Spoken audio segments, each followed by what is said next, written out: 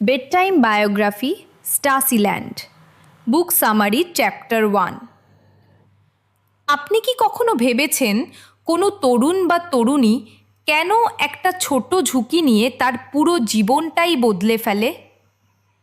Miriam ভেবেছিল ওর জন্ম হয়েছিল 1952 সালে, দ্বিতীয় বিশ্বযুদ্ধের 7 বছর পর। তখন পূর্ব জার্মানি নতুন দেশ, লোকেরা একটা নতুন দেশ গড়ছিল। রাষ্ট্র সমতার প্রতিশ্রুতি দিয়েছিল। রাষ্ট্র বলেছিল সবাই বিনামূল্যে শিক্ষা, নিশ্চিত চাকরি আর ভালো থাকার জায়গা পাবে। রাষ্ট্র বলেছিল সব কিছু ন্যায্য হবে। মিরিয়াম সেই সব প্রতিশ্রুতি বিশ্বাস করেই বড় হয়েছে।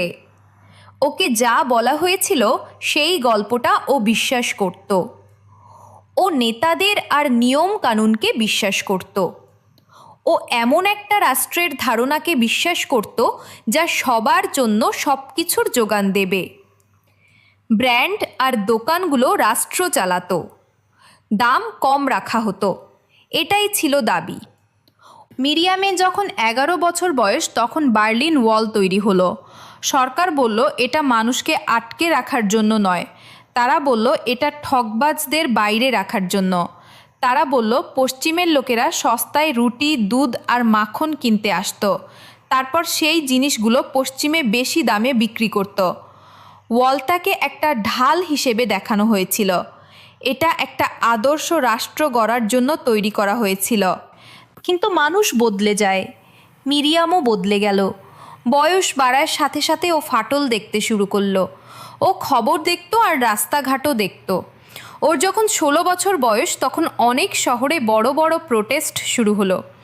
লাইপজিগ রাগে জ্বলছিল। মানুষ উঠে দাঁড়িয়েছিল আর পরিবর্তনের দাবি জানাচ্ছিল। তারা নিজেদের কথা বলতে চেয়েছিল, তারা চেয়েছিল তাদের কথা শোনা হোক। মিরিয়াম প্রোটেস্টগুলো দেখলো আর একটা নতুন অনুভূতি হলো। ও দেখলো ও একা নয়, অন্যদেরও সন্দেহ ছিল। রাষ্ট্র শক্তি দিয়ে জবাব দিল। তারা ফায়ার হস থেকে জল ছিটিয়ে দিল, অনেককে অ্যারেস্ট করলো।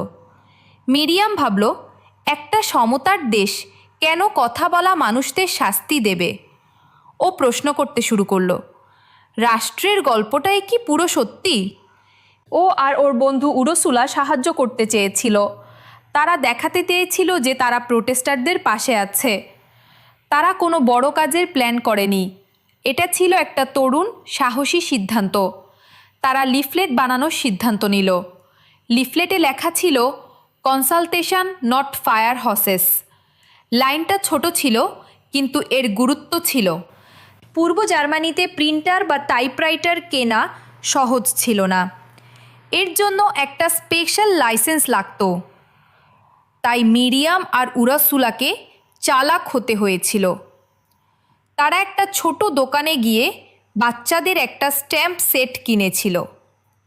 তারা সেই রাবারের অক্ষরগুলো ব্যবহার করেছিল। তারা প্রত্যেকটা অক্ষর এক এক করে স্ট্যাম্প করেছিল। এতে সময় আর ধৈর্য লেগেছিল। কাজটা ধীর ছিল, আবার খুব সতর্কতারও ছিল। সেই রাতে তারা লুকিয়ে বেরিয়েছিল। তারা গ্লাভস আর মাস্ক পরেছিল। তারা ফোন বুথ আর ট্রাম স্টপে লিফলেট রেখেছিল। এমনকি স্থানীয় কমিউনিস্ট পার্টি অফিসের কাছেও কিছু রেখেছিল। তারা খুব সতর্ক আর চুপচাপ ছিল।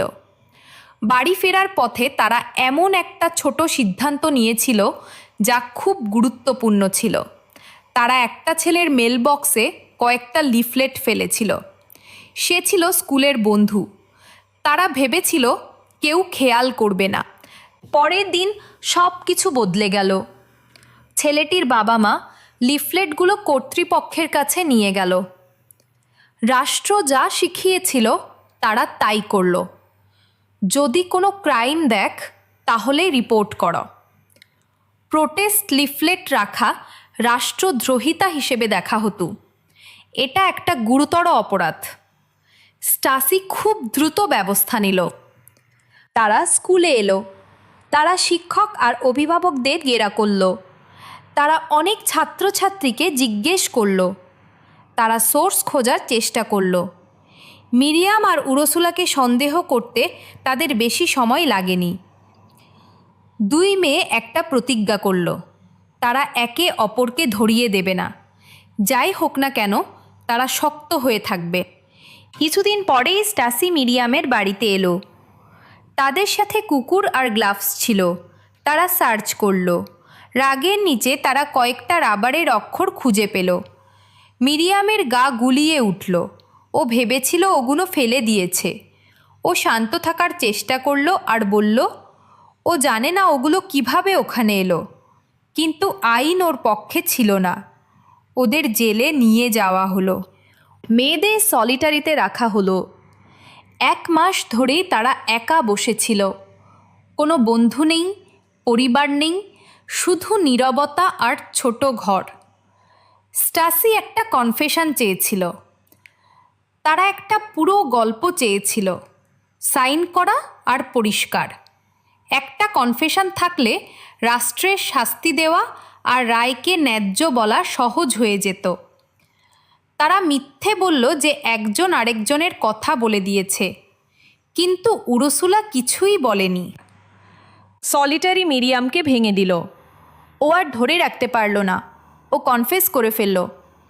নিজের গলায় অপরাধ স্বীকার করার শব্দটা খুব ভারী ছিল। কষ্ট আর ভয়টাও খুব ভারী ছিল। এরপরে ক্রিসমাসের আগে তারা ওকে ছেড়ে দিল। ট্রায়াল পরে হবে। মিরিয়ামের মনে হলো দেওয়ালগুলো ওকে চেপে ধরছে।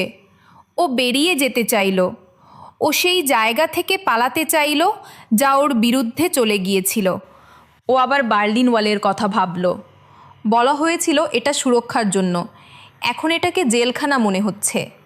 মিরিয়াম ঠিক করলো ও পার হওয়ার চেষ্টা করবে। ও এমন একটা ট্রায়ালের জন্য অপেক্ষা করতে পারছিল না যা ওকে শাস্তি দেবেই। ও এমন একটা জায়গায় থাকতে পারছিল না যেখানে একটা হুইসেল বাজালে অচেনা লোক চলে আসে। ও এখানে একজন মুক্ত মানুষ হিসেবে থাকতে পারছিল না। তাই ও একটা কঠিন সিদ্ধান্ত নিল। এটা শুধু মিরিয়ামের গল্প নয়, এটা অনেক তরুণ তরুণীর গল্প। এটা বিশ্বাস, সন্দেহ আর সাহসের গল্প। এটা এই বিষয়ে যে কিভাবে একটা সাধারণ কাজ, কয়েকটা লিফলেট আর একটা বাচ্চার স্ট্যাম্প সেট একটা জীবনকে ভেঙে দিতে পারে। এটা মুখ খোলার দাম নিয়ে।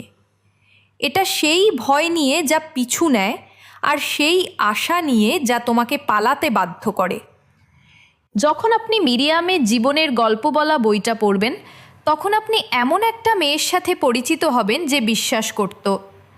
আপনি এমন একটা মেয়ের সাথে পরিচিত হবেন যে সন্দেহ করতে শিখেছিল।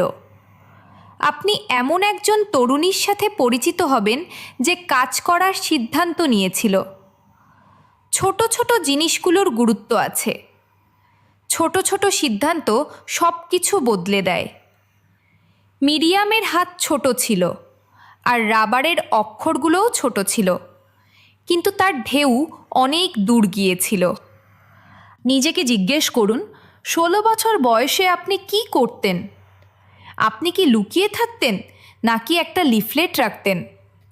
আপনি কি বন্ধুর কাছে করা প্রতিজ্ঞা রাখতেন, এমনকি যদি তাতে কষ্টও হয়? মিরিয়াম তার প্রতিজ্ঞা রেখেছিল। ও তার দাম দিয়েছিল। ও নিজের সম্মানও রেখেছিল। আর শেষে ও স্বাধীনতা বেছে নিয়েছিল।